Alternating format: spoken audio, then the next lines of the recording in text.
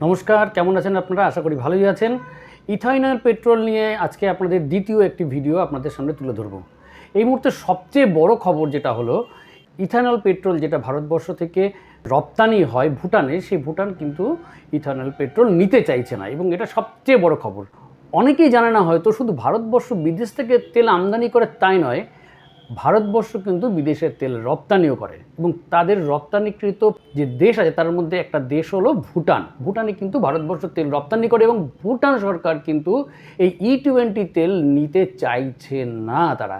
এবং এটা একটা বিরাট বড় খবর যে তেল আপনাকে আমাকে আমাদের সরকার জোর করে গছিয়ে দিচ্ছে, সেই তেল কিন্তু ভুটান সরকার নিতে চাইছে না। তাদের বক্তব্য যেটা হচ্ছে যে ভুটানে এই মুহূর্তে যে পরিকাঠামো আছে সেই পরিকাঠামোতে E20 তেল তাদের দেশের জন্য প্রযোজ্য নয়। কি কি সমস্যা আছে চলুন একটু দেখে নিই। প্রথম কথা হচ্ছে যে তারা যেটা বলতে চাইছে যে E20 তেলে প্রচুর পরিমাণে জং ধরতে পারে ট্যাঙ্কে, কাজে যে ট্যাঙ্ক এই মুহূর্তে তাদের চলছে সেই ট্যাঙ্কে ইথানল মিশ্রিত তেল হলে তাদের ট্যাঙ্কে সমস্যা হতে পারে এবং যে পাইপলাইনগুলোর মধ্যে থেকে ইথানল মিশ্রিত পেট্রোল বা E20 তেল যদি যায় সেই তেলে জং পড়তে পারে, তাই তারা এই তেল নিতে চাইছে না। এবং আর একটা বড় ব্যাপার সেটা হচ্ছে তারা যেটা চাইছে যে পেট্রোল, এবং এটা তাদের দাবি।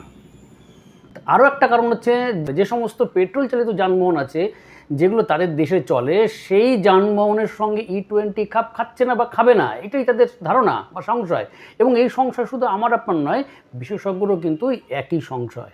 তবুও আমাদের কিন্তু জোর করে এই E20 তেল গছিয়ে দেওয়া হচ্ছে। এরপর চাঞ্চল্যকর খবর দেবো, সেটা হলো যে ভারতবর্ষে এই মুহূর্তে ইথানল মিশ্রিত পেট্রোলের দাম 114 টাকা, সেখানে পেট্রোল অর্থাৎ 100% পেট্রোলের দাম হচ্ছে 100 টাকা 6 পয়সা। হলো না একটা ধামাকা খবর? আপনারা অনেকেই হয়তো জানেন না, ভারতবর্ষের 1 টাকা এবং ভুটানের 1 টাকা কিন্তু সমান, মানে ভারতবর্ষের টাকার সঙ্গে ভুটানের টাকা প্রায় সমসাময়িক। তাহলে তারা যদি 100 টাকায় পেট্রোল পেতে পারে, তাহলে আমরা কেন E20 তেল 114 টাকা দিয়ে কিনবো? সরকার কেন আমাদেরকে এই তেল গছিয়ে দিচ্ছে? যদি E20 তেল আমাদেরকে গছিয়ে দিতে হয় তাহলে আপনারা আমাদেরকে 70 থেকে 75 টাকায় তেল দিন, কেন দেবেন না? ইথানল মিশ্রিত পেট্রোলের খরচ কমবে, এটা তো স্বাভাবিক। তাহলে কেন সেই পেট্রোলের দাম আমাদেরকে কমানো হচ্ছে না?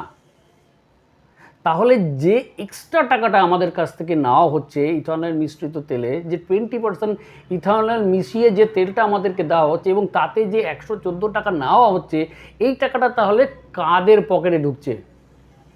এটা কিন্তু আমাদের সাধারণ মানুষের প্রশ্ন থাকবেই। এবং আরেকবার বলি, যারা সমর্থন করেন সরকারকে তাদেরকেও বলছি, আপনারা কিন্তু সরকার আপনাদের জন্য কিন্তু আলাদা রকমের কোনো যানবাহন তৈরি করেনি যে সেই যানবাহনে E20 তেল ভরলে আপনারা সুরক্ষিত থাকবেন।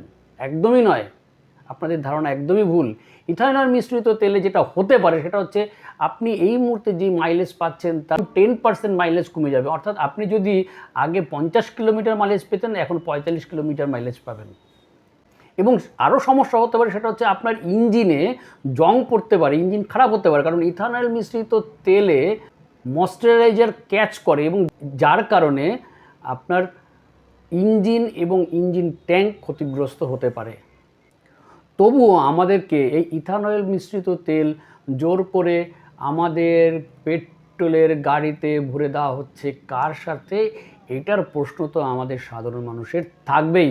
এবং এই প্রশ্নের সঙ্গে যদি আপনিও একমত হন, অবশ্যই কিন্তু লাইক, শেয়ার এবং সাবস্ক্রাইব করতে হবে এবং কমেন্ট বক্সে আপনার মতামত জানাতে হবে।